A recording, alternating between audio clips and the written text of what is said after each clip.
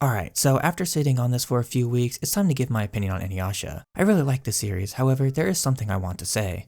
How did anybody sit through this series weekly? Like, it's good, I had a great time watching the series, but it's so damn depressing every episode that I can't imagine having to wait and see what happens later instead of just being able to start the next episode. In the early parts of the story, wins aren't really framed as wins, and it just makes the series a lot more depressing. Now, I get why it is structured like this, because the series only has one overarching main villain throughout the entire series, instead of something like Naruto or One Piece where the villain changes every arc, which actually makes you want to keep coming back because it feels like one giant adventure to free this world from evil instead of just changing it up after every new arc. Inuyasha is one of those series that caught me off guard when I first started watching it because I thought the story structure was going to be similar to Naruto and One Piece, where the story split up into different arcs with different villains all leading up to one big final fight to save the world. But the overarching story of Inuyasha was awesome and got me more invested in the world and its characters because there were no arcs. There was the occasional villain of the week segment, but they were pretty much always linked to the main villain in some way. I loved how our main characters, despite how many times they had to halt their journey to train, always seemed to be one step behind the main villain.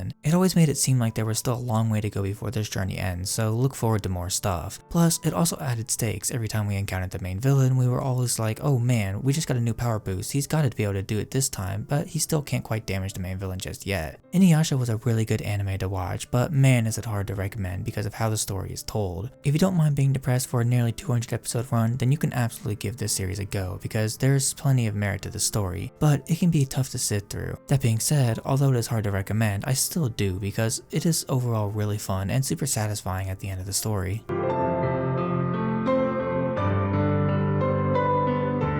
I love the characters in Inuyasha. The main cast is awesome, the main antagonist is a threat throughout the entire series, and the side cast has a lot of amazing personalities that helps you get invested in the world and the series as a whole. Inuyasha and Kakume's relationship throughout the series is cool to see. The development they go through is nice, and the fact that there are a lot of interruptions is cool too. Kikyo causes a lot of problems in their relationship, of course, mostly because of the fact that she was Inuyasha's first love, and he still hasn't gotten over her yet. The other main characters, Miraku, Sango, and Shippo are cool too. Shippo is pretty much just comic relief throughout the series and doesn't provide too much, but Miraku and Sango are really cool characters. At first, I didn't really like Miraku all that much. He was a perverted ass, and even after getting the explanation why, he still was annoying from time to time. But his development as a character through the series made me really like his character by the end of the series, and Sango is honestly one of my favorite characters. Her story is very intertwined with the main antagonist, probably more so than any of the other main characters because her brother was forced to kill her entire family and work for the main antagonist, and throughout the series this causes Sango a lot of pain, but it also gives her a lot of much needed development. As the series progresses, she starts to learn to rely on people more, and she also learns that there are other ways to help seemingly irredeemable people besides just killing them. Sango is an amazing character and is my favorite of the main cast. I want to talk about Sessho Maru for a second. I was tricked when initially getting into the series because I thought he was going to be the main antagonist. I'm glad he wasn't, but still man, I always had that impression of him before starting this series. But Sessho Maru was more of an anti-hero, not working with our protagonist, but not working against him either. He was fighting the same enemy and in many cases teamed up with Inuyasha and the gang to fight him, but he also fought with Inuyasha a bunch of times and really pushed Inuyasha to the brink a lot of the time. Sessho Maru is an awesome character that caught me by surprise when watching this series. So finally, we can talk about the main antagonist of the series, Naruto. He is awesome and a real threat throughout the entire series. He's smart, strong, and knows how to provoke Inuyasha into attacking him. He has a lot of minions working for him that are also really impressive and awesome threats that stand in the way of our protagonists. Naruto was a super cool villain throughout the entirety of the series, and he had a connection to every single important character in the series in some way, whether it be he straight up killed them or that he killed someone close to them. Naruto was always a looming threat throughout the entirety of the series, and that made the series super fun to sit through and watch.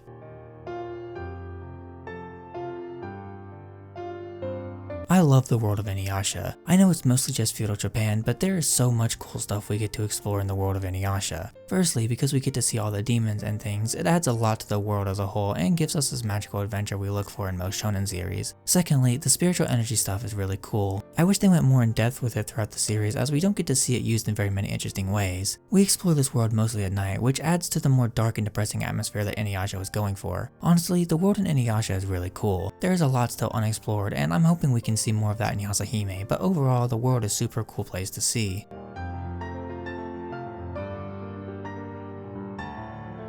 Alright, This section is a bit difficult to talk about as there are two sections of Inuyasha, one from 2000 to 2004 and the other from 2009 to 2010, so the animation obviously greatly improves with time. However, I will say that even the early parts of Inuyasha still hold up. It still looks pretty good, the fights look really nice overall, and the series works with its atmosphere nicely and makes everything a lot better to see. Both the art in the manga and the anime look good. It all works really well and fits the feel of the series. I do kinda wish more people would ask about Kagame's outfit throughout the series, but it makes sense as they would probably take away from the story that is being told. But overall, the character designs are awesome. They each match the personality of the characters, and they each show what kind of background each character is from. The art and animation both look really good and help to enhance the series a lot. I do say you should check the series out for this stuff because it really helps you enjoy the series a lot.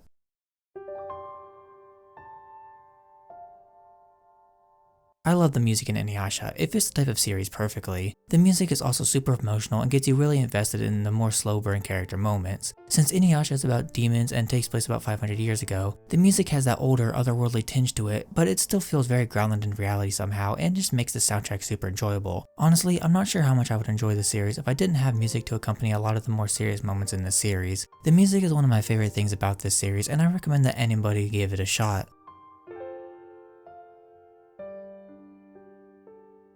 So my overall thoughts on Inuyasha? It was really enjoyable anime series, albeit a bit depressing. This show has some amazing characters and a really awesome and vast world with cool abilities that we see the characters explore and learn more about, as well as some cool animation and good music. Overall, I would say that I recommend Inuyasha for those people who have not seen it yet, but the series can be a little bit hard to sit through with how depressing the atmosphere of the series is. But if you can sit through that, then you get a really amazing story with awesome characters and an amazing world. So that's my thoughts on Inuyasha. I'm really glad I went on this journey, but now I need to start Yasahime and see if it lives up to Inuyasha, but I'm sure it will.